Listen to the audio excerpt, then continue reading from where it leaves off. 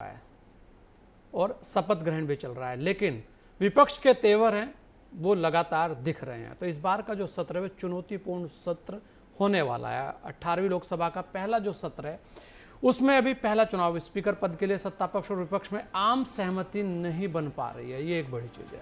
और सत्ता पक्ष डिप्टी स्पीकर पद विपक्ष को देने के लिए तैयार भी नहीं है, ये भी है। लेकिन ये सत्र जो है वो तेवर वाला है, चाहे वो विपक्ष के तेवर हो और चाहे वो सत्ता पक्ष के तेवर हो। देखने वाली बात ये होगी कि इस बार कौन कौन सी चुनौतियां सामने आती है, क्योंकि संख्या बल के हिसाब से कोई भी कमजोर नजर नहीं आता। देखने वाली बात ये होगी कि क्या सरकार दबाव में आएगी या इसी तरीके से जो चर्चाएं हैं वो चलती रहेंगी। हमारे साथ सभी खास मेहमान, हमारे साथ नीरज कोहली जी हैं, वरिष्ठ पत्रकार हैं, हमारे साथ आलोक पांडे जी हैं, राजनीतिक विश्लेषक, और हमारे साथ डॉक्टर सुनील कौशिक जी हैं, वरिष्ठ पत्रकार हैं। आप सभी लोगों का बहुत बहुत स्वागत है। मैं नीरज भाई सबसे पहले आपके सामने आ रहा हूं। जिस तरीके का सत्र दिख रहा है, तो इस बार सत्र के अंदर पिछली बार के मुकाबले बहुत कुछ चेंज है। संख्या बल जो चाहिए विपक्ष को वो बहुत सही है, मतलब ऐसा कहा जा सकता है कि मजबूत विपक्ष इस बार सामने नजर आ सकता है। लेकिन जिस तरह से प्रधानमंत्री जी के जो तेवर हैं वो भी सामने नजर आ रहे हैं, तो यानी कि जो एनडीए है वो लग रहा है कि किसी दबाव में आएगा नहीं। आपको क्या लगता है कि इस बार जो सत्र है उसके अंदर कौन कौन सी चुनौतियां पेश हो सकती है और विपक्ष उस पर कितना दबाव बना सकता है? नीरज भाई। संजय भाई, देखिए कि ये लोकसभा का जो सत्र है ये कई मायनों में अपने आप में बहुत खास है। सत्ता पक्ष के लिए भी, विपक्ष के लिए भी और देश की जनता के लिए भी। 2019 की तुलना अगर हम करते हैं वर्तमान समय से, तो एक लोकसभा के अंदर आप देखेंगे कि एक विपक्ष की हैसियत से भी आप देखेंगे कि पहले से स्थिति काफ़ी बेहतर हुई है, और एक जो संतुलन होना चाहिए सरकार और विपक्ष के बीच में वो इस बार आपको काफ़ी हद तक नजर आएगा, क्योंकि 2019 की स्थिति अलग थी। आज विपक्ष मजबूत होकर खड़ा हुआ है, जो बात आपने कही थी। दूसरी बात यह है कि देश की जनता ने तीसरी बार भारतीय जनता पार्टी को कहें या भारतीय जनता पार्टी के अलायंस संगठनों की सरकार बनाई है, उनको जन समर्थन दिया है। लेकिन बीजेपी की बात करें तो एक तरह से कहेंगे कि खंडित जनादेश उनको मिला है, क्योंकि 2 बार पिछली बार सरकार भारतीय जनता पार्टी की थी, इस बार तीसरी बार सरकार बनी है उनकी, जनता ने भरोसा और विश्वास जताया है। लेकिन इस बार सरकार जो है उनकी अलायंस के साथ सरकार है। अब की बार एनडीए की सरकार है, ऐसा अंदर का जो लोकसभा एनडीए की सरकार है, इसलिए ये स्वरूप बदला हुआ है। विपक्ष इधर मजबूत है, इधर बीजेपी की जगह एनडीए की सरकार है। हाँ। और मेरा मानना यह है कि लोकसभा का जब सत्र चलता है तो देश की जनता की बहुत निगाहें होती हैं उस सत्र के ऊपर, क्योंकि सरकार का पहला दायित्व यह है कि अभी आप जब चुनाव में गए थे तो आपने जनता के साथ बहुत सारे वायदे किए थे आपने, तो उन वायदों पर आप कितना खरा उतरोगे, वो इरादे आपके, वो मंशा और वो आपका लक्ष्य जो है लोकसभा के सत्र में दिखना चाहिए। नंबर 1 बात। नंबर 2 बात यह है कि जो देश की बड़ी समस्याएं हैं और इस समय सामने खड़ी हुई हैं, उसका समाधान करना, उसका निराकरण करना, वो भी सरकार की पहली प्राथमिकता है, सरकार की नैतिक जिम्मेदारी भी है। ये तो सरकार का है। विपक्ष का तेवर बदले में है। 2019 की तुलना में जनता ने उनको काफ़ी हद तक मजबूत किया है, सशक्त किया है, और चांस की बात है कि सरकार बनते ही जो लोकसभा का सत्र शुरू होने वाला है उसमें मुद्दे भी दे दिए हैं। आप देखेंगे कि निट और नेट 2 इतने बड़े मुद्दे दे दिए हैं जिस पर देश में तराई मची हुई है, और ये दोनों ऐसे मुद्दे हैं, हॉट मुद्दे हैं और जेन्युइन मुद्दे हैं दोनों के दोनों। निट के मुद्दे पर तो सरकार पहले शुरू में आप देखेंगे कि जो हमारे केंद्रीय शिक्षा मंत्री हैं, जब ये मुद्दा उठा, मीडिया ने इसको हाईलाइट किया, तो बार बार डिनाई कर रहे थे कि नहीं, इस तरह की कोई गड़बड़ी नहीं हुई है, कहीं ना कहीं कुछ कमियां त्रुटियां रह जाती हैं, सरकार उसमें सुधार करेगी। लेकिन जैसे जैसे मीडिया का दबाव पड़ा और विपक्ष ने इस मुद्दे को उठाया, तो ये सीबीआई तक मामला पहुंच गया, सुप्रीम कोर्ट तक मामला पहुंच गया। यानी कि कहने का मतलब यह है कि चीजें बदली भी हैं। और उसके बाद अभी आपने स्पीकर की बात करी, प्रोटेम स्पीकर की बात करी, इन पर भी रस्साकशी सत्ता पक्ष और विपक्ष के बीच में चल रही है। और जैसे ही हाउस चलेगा, ये निट और नेट और जो दूसरे बहुत सारे मुद्दे हैं देश के, उन पर कहीं ना कहीं 2-2 हाथ सत्ता पक्ष और विपक्ष के बीच में निश्चित ही होंगे। लेकिन मैं चाहता हूं कि ये खाली 2-2 हाथ ना हो, क्योंकि ये जो बहस है, जो जनता की जो समस्याएं हैं, जो जनता के मुद्दे हैं, जब सत्ता पक्ष और विपक्ष के बीच में अगर स्वस्थ बहस होनी चाहिए और वो बहस ऐसी होनी चाहिए किसी ना किसी निराकरण पर और किसी निष्कर्ष पर पहुंचनी चाहिए, ताकि जनता ये ना समझे कि यार ये नूरा कुश्ती हो रही है और वो अपने आप को एक ठगा सा महसूस करे कि यार हमने बहुत विश्वास और भरोसे के साथ इनको वोट दिया था। तो वो कहीं जो हमारा जो वोट का जो मंतव्य था, जो मंशा थी, वो कहीं सरकारें जो है, सरकार भी उस पर कहीं नजर नहीं आ रही और विपक्ष भी जो है उस तरह की लड़ाई लड़ता हुआ नजर नहीं आ रहा। तो ये जनता की भी एक किस्म से कम कहे कि जनता के विश्वास और भरोसे की भी एक टेस्टिंग है लोकसभा के सत्र में। मतलब आपको नीरज भाई ऐसा नहीं लगता नीरज भाई कि इस बार का जो नीरज भाई सत्र चलेगा, ये आने वाले सत्रों की एक जो पहल है ना, वो जो तेवर है वो इसी बार दिख जाएंगे, चाहे वो विपक्ष के हों और चाहे वो सत्ता पक्ष के हों, क्योंकि कल से नजारे एकदम दिखने में आ रहे हैं। बिल्कुल बिल्कुल आने वाले समय के लिए कहेंगे कि आगे क्या होने जा रहा है और आगे क्या दिखने जा रहा है और देश का सियासी जो माहौल है वो कैसा रहने वाला है और सत्ता पक्ष और विपक्ष कितनी ताकत के साथ उभर के आएंगे सामने। ये काफी कुछ इस 10 दिन के सत्र में बहुत सारी चीजें इसकी झलकियां नजर आएंगी, देखने को झलकियां नजर आएंगी। ये बड़ी चीजें हैं आलोक पांडे जी, देखिए बहुत सारी चीजें हैं, झलकियां नजर आएंगी, लेकिन वो झलकियां क्या क्या हो सकती है, क्योंकि मुद्दों की भरमार है। आप देखिए दिल्ली के अंदर क्या चल रहा है, वो भी एक बड़ा मुद्दा है। तो ऐसे में यहाँ पर बहुत सारी चीजें हैं कि एनडीए तो चलिए वहां पर बहुत ज्यादा बड़ा स्वरूप नहीं है, लेकिन विपक्ष का जो स्वरूप है, मतलब जो विपक्ष है उसे हम इंडिया जो गठबंधन है उसमें बहुत सारे दल हैं, उनके अपने भी अलग अलग मुद्दे हैं और वहां पर आपसी मतभेद भी हैं। तो ऐसे में जो सत्र के अंदर चीजें चलने वाली बात आई है, जो बात अभी नीरज भाई भी कह रहे थे कि इस बार कुछ नजारा अलग ही पेश आएगा, झलकियां भी दिखेंगी, लेकिन क्या यहां पर कुछ ऐसी झलकियां दिखेंगी कि दिल्ली का मुद्दा जब सदन में उठेगा तो कौन किस तरफ जाएगा, क्योंकि ये भी सदन के ही मुद्दे हैं।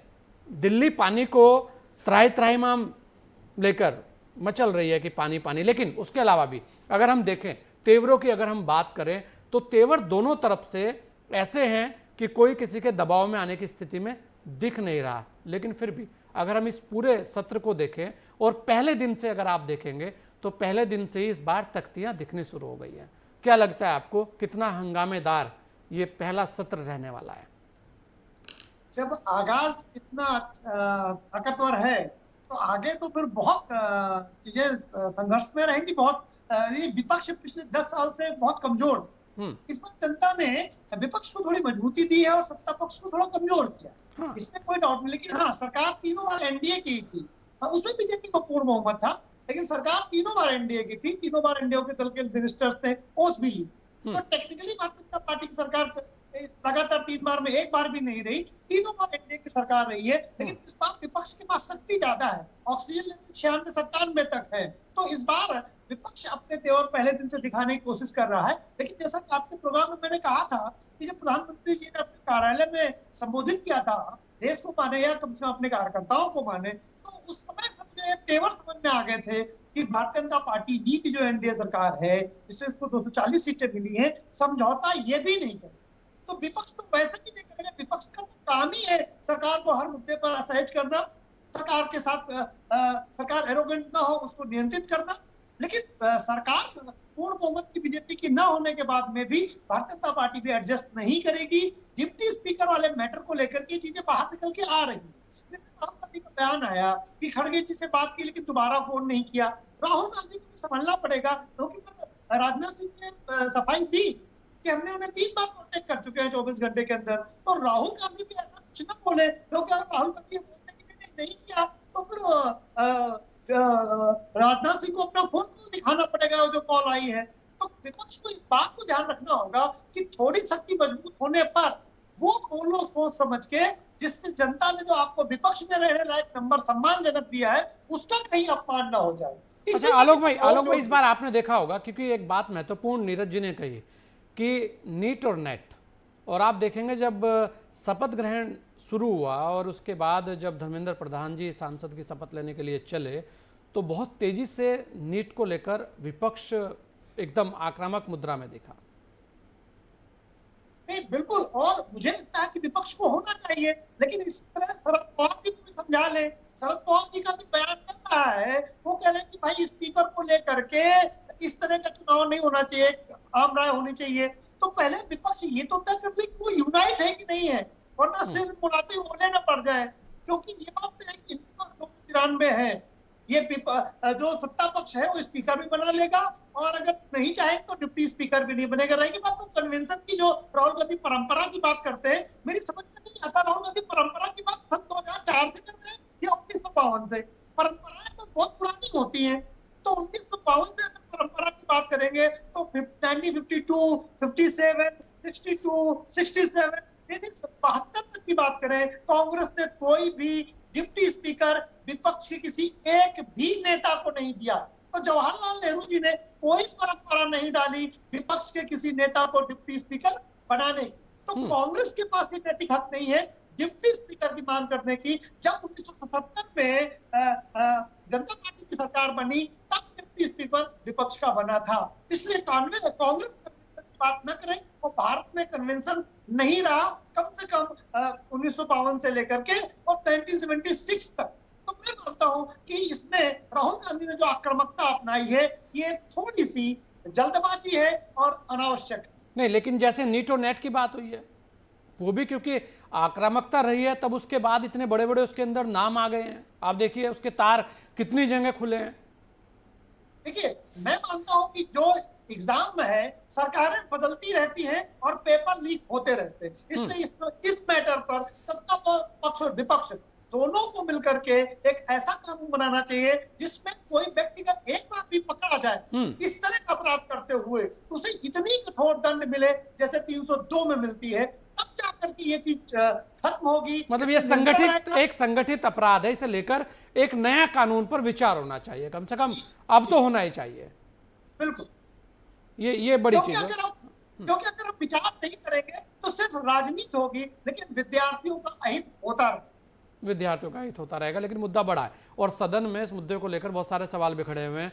सुनील भाई, विपक्ष डिप्टी स्पीकर को लेकर भी अड़ा हुआ है और स्पीकर को लेकर जो सहमति बननी चाहिए वो भी बनती अभी तक तो नहीं दिख रही है। ऐसा कहा जा रहा है कि कोई किसी को फ़ोन कर रहा है और कोई किसी को फ़ोन नहीं कर रहा है, कोई कह रहा उठा रहा है, कोई कह रहा नहीं उठा रहा है। ऐसी ये सारी चीज़ें देखने को मिल रही हैं। लेकिन मैं ये कह रहा था, मेन बात जो है कि अगर आप देखें पहले दिन से, अभी तो शपथ चल रही थी, शपथ के अंदर ही हंगामा आपके सामने है, लगातार तख्तियां दिख रही हैं, संविधान को लेकर भी बात हो रही है, जहां संविधान की बात आई तो वहां आपातकाल को लेकर भी बात आ गई। ऐसी बहुत सारी चीजें हैं, लगातार चल रही हैं।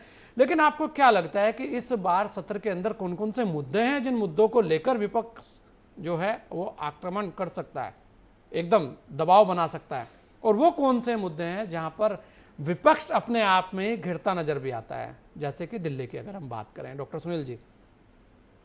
देखिए संजय जी, 2004 का और मुझे लगता है 2004 जैसी परिस्थिति रहेगी। बीजेपी ने 2004 और 2009 के बीच जितना संसद को बाधित किया, जितना संसद में हंगामा किया, मुझे लगता है वो रिपीट होगा। 2019 में यदि हम देखेंगे तो लोकसभा में 97 सांसद ऐसे थे जहां मौका परस्त थे, कभी सरकार के साथ दिखते थे, कभी यूपीए के साथ दिखते थे। तो इस बार मुझे लगता है कि वो सब चीजें नहीं है। अब सीधा सीधा इंडिया एनडीए के बीच है, जहां 2019 और 2014 में कुछ ऐसे सांसद, कुछ ऐसे छोटे छोटे क्षेत्रीय दल थे जहां लगता था कि राज्यसभा में समर्थन की आवश्यकता है तो बीजेपी उनको मैनेज कर लेती थी।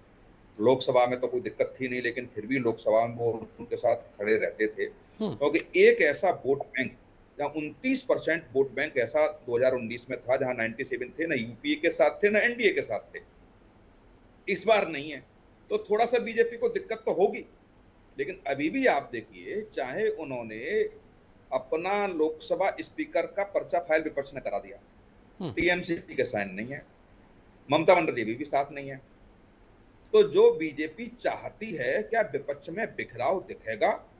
और जहां तक बीजेपी की रणनीति रहेगी कि बीजेपी विपक्ष को कमजोर करने का प्रयास करेगी, चाहे कांग्रेस ने या इंडिया गठबंधन ने स्पीकर को लेकर के पर्चा फाइल करके नरेंद्र मोदी पर या एनडीए गठबंधन दबाव बनाने का प्रयास किया हो, लेकिन इसमें यह भी स्पष्टता हो जाएगी कि जब वोटिंग होगी तो वोटिंग में कुछ ऐसे राजनीतिक दल जहां इंडिया गठबंधन ये कहता है कि हमारे साथ हैं, क्या वो इंडिया गठबंधन के लोग वोट करेंगे कि नहीं करेंगे? आप देखिए, जब पर्चा दाखिल करने के लिए जब जाते हैं तो कौन लोग चेहरे थे? एनडीए गठबंधन के जाते हैं, पर्चा फाइल होता है, देखिए कौन बड़े चेहरे सबके साथ थे। तो ये अभी से ही लगने लगा। अब राहुल गांधी कुछ भी कहें, खड़गे साहब कुछ भी कहें, लेकिन मैं इसको इसलिए मानने के लिए तैयार नहीं हूं क्योंकि बीजेपी, चाहे अमित शाह हो चाहे नरेंद्र मोदी हो, इनकी रणनीति कभी कमजोर नहीं होती है। और जब राजनाथ सिंह जैसे बड़े दिग्गज नेता को इसकी जिम्मेदारी दी गई हो कि चुनाव कैसे सफल होगा, तो निश्चित तौर से मुझे नहीं लगता कि बीजेपी को कठिनाई होगी। अब रहा डिप्टी स्पीकर का पद, तो ये पूरा देश जानता है कि 10वीं लोकसभा तक डिप्टी स्पीकर का पद था ही नहीं। ये तो 11वीं लोकसभा से शुरू हुआ डिप्टी स्पीकर का पद। ये तो दोनों सत्ता पक्ष के पास ही हमेशा रहे 10वीं लोकसभा तक। तो ये थोड़ा सा कहना, और डिप्टी स्पीकर का कोई मतलब नहीं होता है। अब ये जरूर है कि 10वीं लोकसभा के बाद सत्ता पक्ष विपक्ष में तय हुआ कि स्पीकर आप रखेंगे और विपक्ष के पास डिप्टी स्पीकर का पद रहेगा। लेकिन डिप्टी स्पीकर की महत्ता क्या रहती है? यदि यह पद किसी कारणवश खाली भी हो जाता है तो सरकार तत्काल चुनाव करा लेगी। लेकिन हाँ, यदि ऐसे अंकों में जहां लग रहा है कि बीजेपी को हर बार सत्र में धड़कन बढ़ेगी, कोई बिल पास कराएगी तो धड़कन बढ़ेगी कि एक ऐसा चंद्रबाबू नायडू जैसा उनके साथ घटक दल है जहां निश्चित तौर से उनकी थोड़ी थोड़ी हवा खराब करता रहेगा। जैसे आज भी आप देखिए, ओम बिरला जी के लिए अभी चंद्रबाबू नायडू की तरफ से कोई वक्तव्य नहीं आया है, स्वीकृति अभी नहीं दी है। उधर इंडिया गठबंधन से ममता बनर्जी ने भी कुछ साइन नहीं किए हैं, स्वीकृति नहीं दी है। तो ये सब चीजें मुझे लगता है कि लोकसभा सत्र के दौरान देखने को मिलेगी।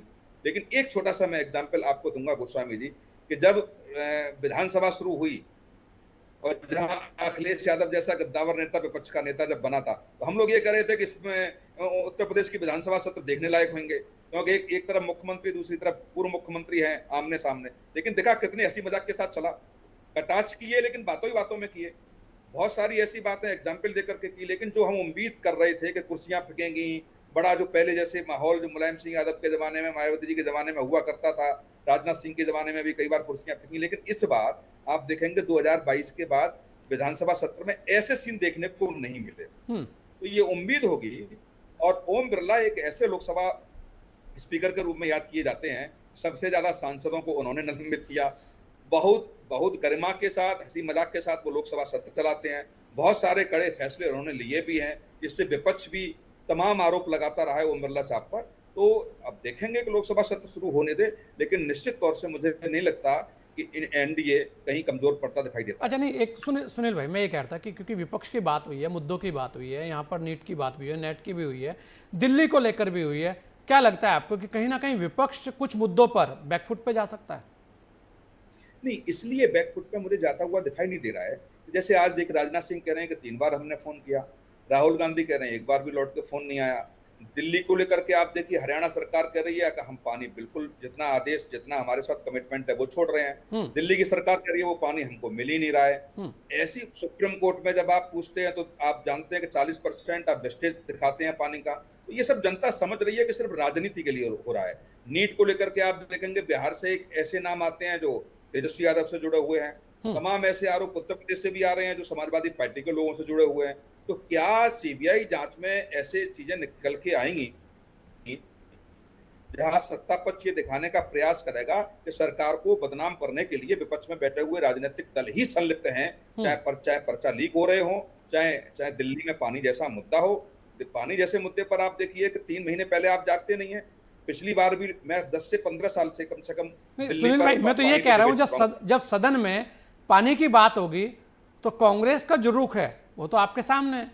कांग्रेस तो कह रही है कि सरकार को इस चीज पे इसका जो है समाधान करना चाहिए, और सरकार धरने पर बैठ गई है। तो वो जो नजारा होगा, उस नजारे पे क्या होगा? वहां कांग्रेस कहां खड़ी होगी?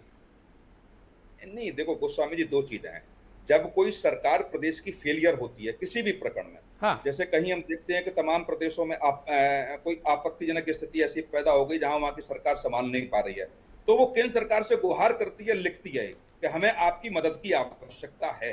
तो आप मदद की आवश्यकता केंद्र से मांगिए, आप ट्वीट थोड़ा ही खेलेंगे, आप सीधा एलजी पर आरोप लगाएंगे। ये सब चीजें दिल्ली के तमाम लोगों से आप बात कीजिए, और यही लोग कहते हैं कि दोनों राजनीतिक दलों की स्थिति ऐसी हो गई है जिसमें दिल्ली की जनता पिस रही है। तो तमाम ऐसे आंकड़े, यदि मैं एक सीनियर जर्नलिस्ट के रूप में कहूं तो निश्चित तौर से वो भाजपा के पक्ष पे जाते हैं, क्योंकि चाहे हरियाणा सरकार हो, चाहे अन्य उत्तर प्रदेश की सरकार हो, उत्तराखंड की सरकार हो, जितना पानी दिया जा रहा है उतना पानी उनको मिल रहा है। लेकिन आप 200 टीम एट ए टाइम बताते हैं पानी वितरण में, इतने पानी टैंकर मैं वही सत्र के अंदर, मैं तो यही कह रहा था कि अगर सत्र के अंदर ये सवाल आ जाए तो कांग्रेस और आम आदमी पार्टी की जो जोड़ी है ना, वो जो गठबंधन का एक पार्ट है, तो वो कहाँ नजर आएगा, मैं ये कह रहा हूँ खाली। अभी आप डिबेट में देखिए ना, कांग्रेस को आप पार्टी को कोसती है, वही मैं कह रहा हूँ ना कि वहां कुछ ऐसे मुद्दे भी आने वाले हैं नीरज भाई। ये एक चीज है कि कुछ मुद्दे ऐसे हैं जो प्रदेशों के ऐसे मुद्दे हैं जिन्हें लेकर कांग्रेस का स्टैंड क्या रहने वाला है, वो देखने वाली बात होगी। तब क्या नजारे पेश आ सकते हैं सत्र के अंदर, तब किसको चुनौती मिलेगी, वो क्या वो इंडिया गठबंधन की चुनौती है या वो भारतीय जनता पार्टी की जो सरकार है, एनडीए की सरकार है, उसके हाथ में वो एक लड्डू रहेगा। संजय भाई, अभी देखें कि आपने दिल्ली जल संकट की बात की, तो दिल्ली जल संकट पे तो आपने देखा कि आम आदमी पार्टी और कांग्रेस भी लगातार उस मुद्दे को लेकर प्रोटेस्ट कर रही है और वाकई में ये एक सियासत का अखाड़ा बना दिया है। जल संकट पे सियासत ज्यादा हो रही है, समाधान कोई नहीं कर रहा है। ये आज का मुद्दा नहीं है, पिछले 25 वर्षों से मुद्दा। वही नीरज भाई, मेरा केवल इतना सा है कि जब ये चल रहा है सत्र के अंदर, अगर ये सवाल आए, भारतीय जनता पार्टी इस सवाल को लेकर आ जाती है कि भाई दिल्ली में जल संकट है, तो कांग्रेस और आम आदमी पार्टी का रुख क्या रहने वाला है, तब इंडिया गठबंधन की स्थिति क्या रहेगी। ऐसे एक मुद्दे, तो मैं केवल दिल्ली की बात कर रहा हूं, ऐसी और भी जगह आएगी, ऐसी पंजाब के अंदर भी आएगी स्थितियां, ऐसी बंगाल के अंदर भी आएगी स्थितियां। आप ये देखिए कि दिल्ली जल संकट पर मैं लगातार देख रहा हूं कि आम आदमी पार्टी हो, कांग्रेस हो, लगातार हरियाणा सरकार को काउंटर कर रही है। यहां तक कि देश की शीर्ष अदालत में भी बार बार वो ये जाके शिकायत कर रहे हैं कि जितना पानी का कमिटमेंट जो हरियाणा गवर्नमेंट कर रही है उतना पानी हमें दे नहीं रहे हैं। डेली का डेली उसका मेजरमेंट किया जा रहा है, तो जितना हमारी दिल्ली की खपत है उतना पानी मिल नहीं रहा, जबकि वो कह रहे हैं हिमाचल और उत्तराखंड से हमें पूरा पानी आ रहा है, हरियाणा पानी नहीं दे रहे। तो दिल्ली कांग्रेस भी ये कह रही है, आम आदमी भी कह रही है, तो इनका तो जो रणनीति बाहर है, मुझे लग रहा है सदन के अंदर भी इनकी रणनीति वही नजर आएगी, एक अम्ब्रेला के नीचे नजर आएंगे। ये नहीं कि आपस में एक दूसरे को काउंटर करें। मुझे तो लग रहा है काउंटर करते दिख रहे हैं आजकल डिबेट में। आजकल तो कांग्रेस कहती दिख रही है कि आम आदमी पार्टी को इस पर समाधान निकालना चाहिए, धरना नहीं देना चाहिए, फेलियर है ये मैनेजमेंट। हाँ, वो इसलिए है कि ओपोजिशन दिल्ली में ओपोजिशन होने की वजह से, दिल्ली में ओपोजिशन में होने की वजह से, क्योंकि दिल्ली में सरकार आम आदमी पार्टी की है, इसलिए कांग्रेस पार्टी की भी मजबूरी है कि वो आम आदमी पार्टी को भी काउंटर करेगी और यही मजबूरियां जो है ना, यही सत्र में यही सबसे बड़ी बात है नीरज भाई। ये मजबूरियों की तो मैं बात कर रहा था सुनील भाई से भी कि ये बड़ी चीज है कि ये देखने वाली स्थितियां रहेंगी कि जो प्रदेश के वो मुद्दे आएंगे, तब जो इंडिया गठबंधन है वो कहां खड़ा रहेगा। आलोक भाई क्या कहेंगे इस पर कि ये जो चीजें जब आएंगी तो सत्र के अंदर जो हम कह रहे हैं कि हंगामेदार होगा, आखिर मुद्दे कौन से हैं? राष्ट्रीय मुद्दों की अगर हम बात करें, चलिए 2-4 मुद्दे मिल जाएंगे, लेकिन अधिकतर मुद्दे जो हैं वो कहीं ना कहीं प्रदेशों को प्रभावित करते हैं। तब क्या स्थितियां सामने आने वाली है, और यही कुछ ना कुछ चीजें भारतीय जनता पार्टी के सामने भी आ सकती हैं। आलोक जी, अगर हम विपक्ष की बात करें तो विपक्ष के लिए बड़ा असमंजस की स्थिति होगी। विधानसभा में कांग्रेस पार्टी आम आदमी पार्टी को कोसेगी और लोकसभा में कांग्रेस पार्टी और आम आदमी पार्टी मिलकर एनडीए सरकार को कोसेंगे। मान लो अगर पानी का मुद्दा रहे तो क्या ऐसे चलाएंगे तो फिर विपक्ष की यूनिटी कहाँ रहेगी? और आम आदमी पार्टी तो कह चुकी कि हमारा तो तलाक हो गया, चुनाव तक था वो व्यवस्था थी, उसके बाद तो हम कांग्रेस के साथ है नहीं। तो आज की डेट में तो आम आदमी पार्टी जो इंडिया अलायंस है उसका हिस्सा ही नहीं है। तो ये बड़ी दिलचस्प बात होगी। एनडीए को जितनी कवायद न करनी पड़े अपनी यूनिटी के लिए, उससे ज्यादा इंडिया अलायंस को कवायद करनी पड़ेगी अपनी यूनिटी के लिए, क्योंकि राज्यों में ये एक दूसरे की प्रतिस्पर्धी है। और प्रतिस्पर्धा इस लेवल तक है कि कांग्रेस का जो कॉन्फिडेंस आया है वो रिवाइवल का आया है। और कांग्रेस अगर रिवाइवल होगी तो भारतीय जनता पार्टी की कीमत में नहीं होगी, वो क्षेत्रीय दलों की कीमत पर भी होगी और ज्यादा होगी। ये बात क्षेत्रीय दल भी जानते हैं कि कांग्रेस को कमजोर करके क्षेत्रीय दल ताकतवर हुए। तो ये जो कांग्रेस पार्टी और क्षेत्रीय दलों के बीच में असमंजस की स्थिति आएगी, अविश्वास की स्थिति आएगी। थोड़ा 2-4-6 महीने आगे लोकसभा का समय बीतने तो दीजिए। अभी तो नया नया लगता है बीजेपी को कमजोर किया, हम लोगों ने मिलकर बीजेपी को कमजोर किया है, लेकिन जब बात खुद की सर्वाइवल की आएगी तब वास्तविक अपनी परीक्षा इंडिया अलायंस की तब होगी जब ये एक दूसरे के लिए कितना सेक्रीफाइस करे।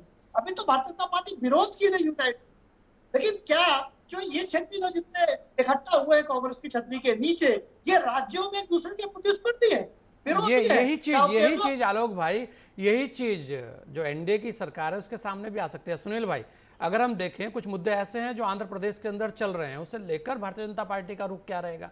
ये चुनौतियां तो दोनों दलों के सामने है, क्योंकि जब गठबंधन की सरकारें बनती हैं तब वो जो विषय उठते हैं तब का रुख क्या बताएगा, क्योंकि ऐसे कुछ विषय आंध्रा में चल रहे हैं। सुनील भाई, नहीं, देखो जो आंध्रा की राजनीति में पिछले 5 साल में हुआ, हाँ, और मैं तो कहूंगा देश की राजनीति में पहला ऐसा एग्जाम्पल रहा जहां पूर्व मुख्यमंत्री को उसी स्टेट की एजेंसी ने जांच करके जेल भेजा हो। हम्म, अधिकतर केंद्रीय जांच एजेंसियों में तो मुख्यमंत्री दोषी पाए गए हैं, लेकिन स्टेट एजेंसी जांच करती है और स्टेट एजेंसी उनको अरेस्ट करके जेल भेजे।